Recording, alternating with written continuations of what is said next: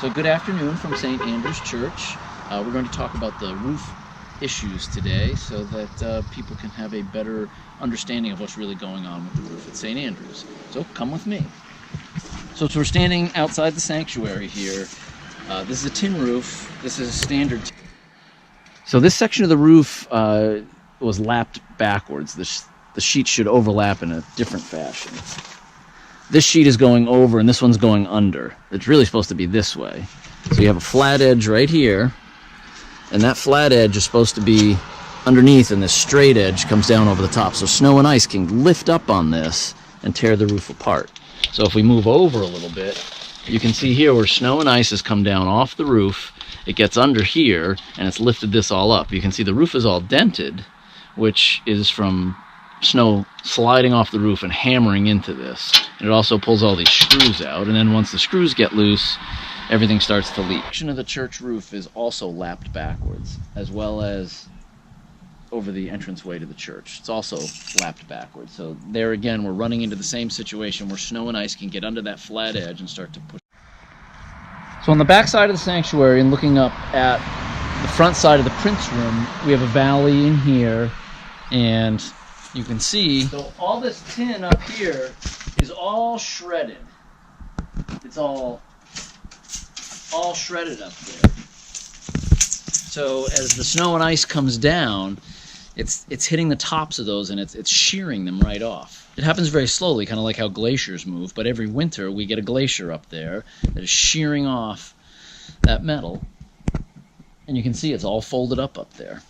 So that's part of the problem that we're running into. Those are part of the things that we want to address in repairing our roof and making wider valleys and getting rid of some of those areas where it is buckling up there.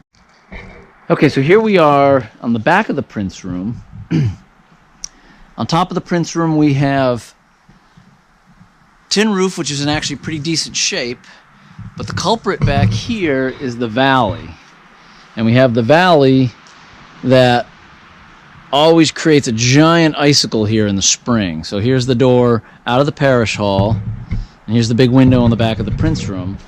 But if we look up into this valley, you can see how that snakes up the roof, and that is where we trap the vast majority of the snow and ice on this roof. And that creates, in the spring, a giant icicle that hangs down 4 feet. In fact, we put plywood up in front of these windows here so that icicle doesn't tip over and crash through the window.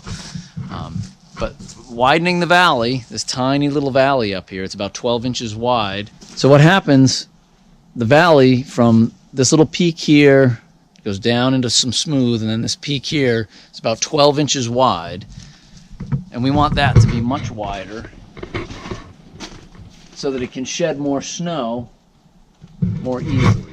So here we are on the backside of St. Andrew's, and behind us is the parish hall. And if you look carefully up at the roof on the parish hall, you will see that we have asphalt shingles here. Different kind of roof. We have tin roof on some of the other sections, but the whole backside here is asphalt shingles. The situation we're running into here is that these are approaching the end of their useful life. An asphalt shingle roof, probably good for about 25 years. On top of asphalt shingles, let's go find one. Go ahead. Look at. So in the winds that we have, the shingles have been blowing off. They usually stick on the back with tar, and that's the glue that sort of holds them down. They have nails on the top. So these are fiberglass matrix, which you can see these white things in here, and then on top is this sandy granular material. This is what makes your roof waterproof. So over time, the sand comes off, and then water gets in. So what we're running into here at the church is that these are breaking off and exposing the layer beneath. But this roof is so totally at the end of its useful life that these need to be replaced. We get a windstorm and 5 more blow off, so it's time to replace this part of the roof. So here we're looking back at the office portion of the church. I'm going to walk over here and to show more what the snow damage does to the roof.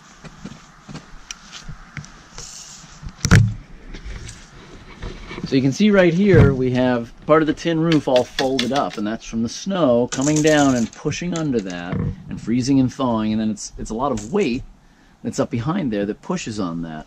So making these valleys wider will help prevent that from happening again, but that just keeps getting worse, that situation. Okay, so here we're looking into the main entrance at the back side of the sanctuary, and where the accessibility ramp goes up. So it's kind of our main entrance to the church. So if you look up at the roof here, you'll notice the back side of the sanctuary has asphalt shingles, and that's also where the tree came down and landed on that part of the roof. It's a little hard to see from the ground here, but this is all more roof shingles at the end of their useful life.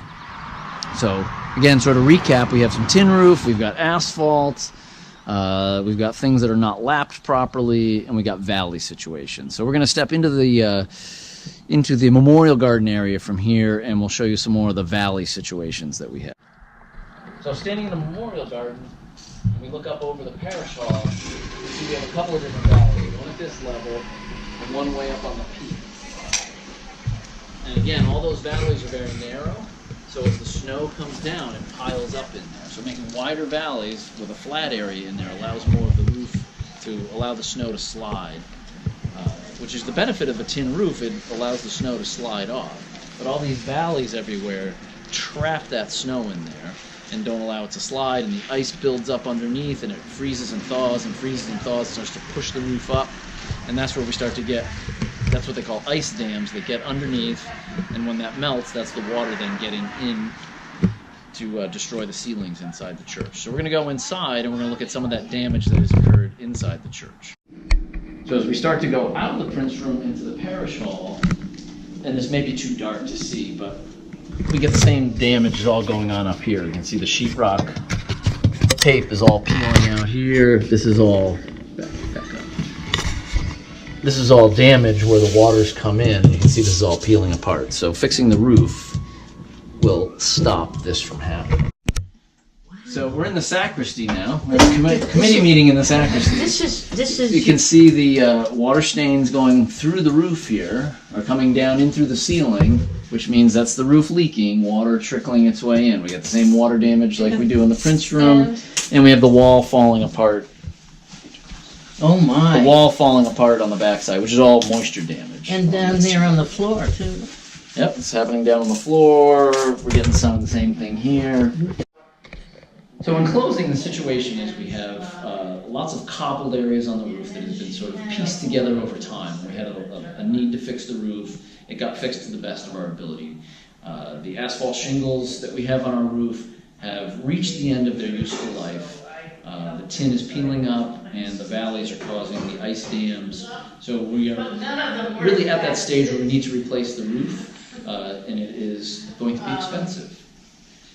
But it needs to be done. We're at that point. We want to preserve our church on the inside. You have to keep water out. Just like your house, a leaky roof is a bad thing. So we are going to work with some quotes from some contractors, but we're trying to help all the parishioners kind of understand really what's going on with the roof. So thank you for taking the time, and we'll see you at the meeting.